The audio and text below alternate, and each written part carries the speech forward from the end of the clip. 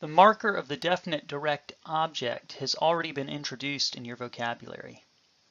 This particle is used to mark the direct object, the receiver of the action of the verb in a sentence, if that direct object is definite.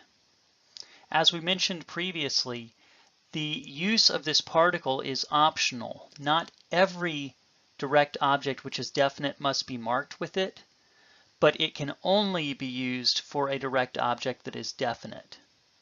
As we discussed in Chapter 4, a Hebrew word can generally be considered definite in this grammatical sense if it has the definite article, if it's a proper noun, or if it's the object of a possessive suffix. In truth, this rule of thumb is a slight oversimplification, but it will suffice for now as you begin to learn the language. The definite direct object marker can be vocalized with two different vowel options, either as ate or et. Note that there is therefore a noticeable danger of confusion because the preposition with is equally spelled either et or ate. Additionally, you will want to note a pattern that's developing.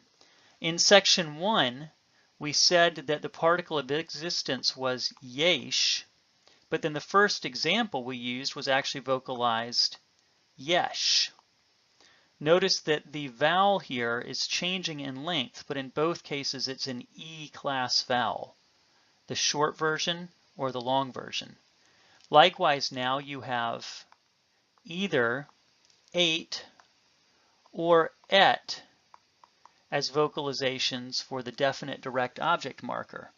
In each case, we again have a similar vowel, both E-class, but in different contexts, the length with which that vowel is spoken may change.